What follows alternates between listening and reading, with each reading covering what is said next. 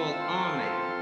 I've never been in the Army, but when I was in Paris, I saw all the boys who were on a GI Bill and heard all their stories and see how they have changed by going through that regimentation. And I think I went with tears into my room writing this, never participated.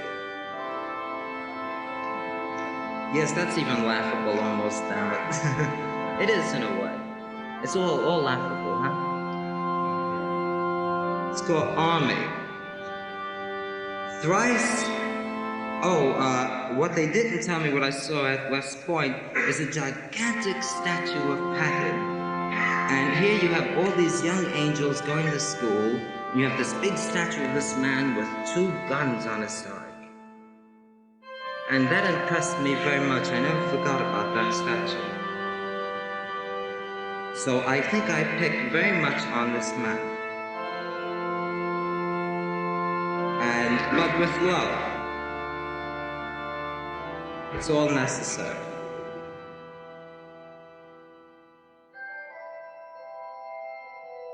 Thrice I've seen the 2-gunned ghost of Patton waxing wars in the back room, white-haired and mad, his fat thumbs pressing violence with schoolboy gaunt. He hates God, he has alchemy cannons aimed at him. Yet those who die most courteous do become the dreadful applause in any great decline. Remember, trembling aristocracies, doomed, laughed to slay flies. I think of war, mythical wars, flowing from the wrinkled mouths of bards. Wars that defile tears, uplift horrible iniquities, plunge complaints in noble speech, turn white the infant hair of the world. Wars that go mad, that banish the leaking ox, the stuck pig, the pinned swan.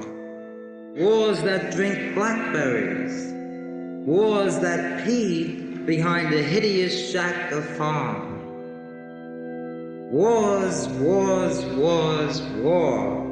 A blessed hour stole from the heaven of God. I left the imagination army, stricken by the penitential muster. Over my shoulder a swollen gun. I made my way to instant wars. My medals were laughing faces. In my hand I held a diploma of rifle. Ah, what war next? I stood on the threshold, my army-gloved hand, its woeful knock provoked the door of peace, and Athena requested my unbecoming. I stepped upon an old bombardment, my path pyloned by dark meditative generals. So, I cried, so this is the sadness of generals. I sat a while in the arms of Eisenhower and slept, and dreamed the great bomb had died. Its death rattle made stentor in the breast of my human bed. I ran down the bombarded fetch of war, north of Zev, in the bend of the Don, on the hump of Stalingrad, outrunning the German general staff. Fled from Rostov confused, the only exit the Kerch Straits. Now where, now where? Beyond the Crimea, a lonely, dark, wet wicker basket.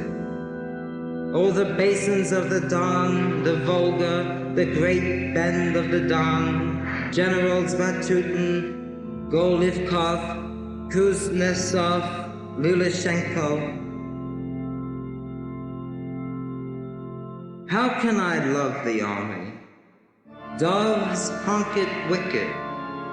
Nothing I know wishes a young man died. Perhaps army. One concise bullet aimed at the heart can never separate youth from youth. Perhaps army can. Even with all its helmets, who can love the army? Army. Army walks the battlefield and does not retreat. Army kneels before the boys who fell and revels in the fragrance of their gun-powdered mouths. Army likes to hieroglyph the ground with fragments of lyric youth. How can I love the army? From foxhole illusion where I sit, secretly drawing pictures of my mother, I know I am but a stupid boy waiting to be shot, yet no thing I know in man wishes me to die. They said shoot the young boy, and I did. I would like to have shot him at a distance. They had me put the pistol to the back of his head. I cried, but the army summoned the brass band, its prestige and morale supply, and soon my sobs became song.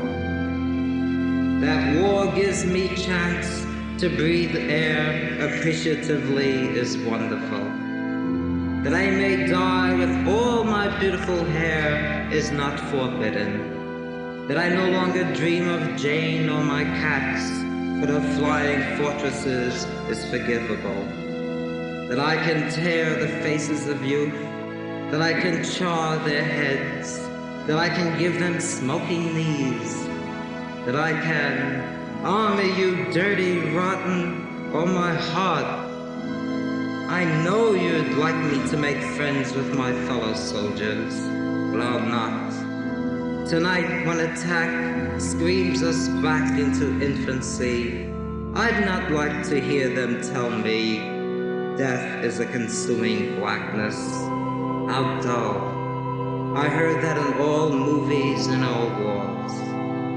How sad the first buddy I took by the hand in death, who in words of blood said that a soldier can't die a unique death is lamentable.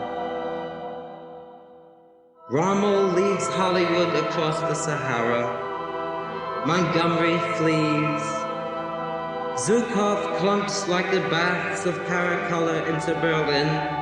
Ronstedt hides in the bombed opera house, his shiny boots gathering dust in the back room of Benjamino Gili. Gerdarian examines with tears in his drooping swastika eyes Ukrainian pitchfork wounds in his mistress' tanks. Eisenhower yanks out his appendix, thus to lead healthy, wealthy, and wise the whole shebang. And miles away, Shades MacArthur wets his knees in the tropic water, the mangled children of Buddha floating past his evil belly button. D-Day, Second Front, beachhead invasion, battalions, platoons, garrisons, and everywhere they go they war, hand in hand, their promises mutual, their hearts faulty. And everywhere they go they kill, some carry diaries, some poems, but everyone reads a sacred prayer, Army's sacred prayer. Holy be the Papa Patton, who leads us into the pool rooms and brothels of war. Holy be the Papa Patton, he'd never fight Nebuchadnezzar. He leads us fatherly, motherly, godly into death, death, death, death, death. Bullets in our blue eyes, holy be the Patton. Grenades in our bellies, Patton. Tanks over our bright blonde hair. O Harpo death and thy clanking harp here. Holy be the Patton, he gives hills to death. Army, army, army, army. me,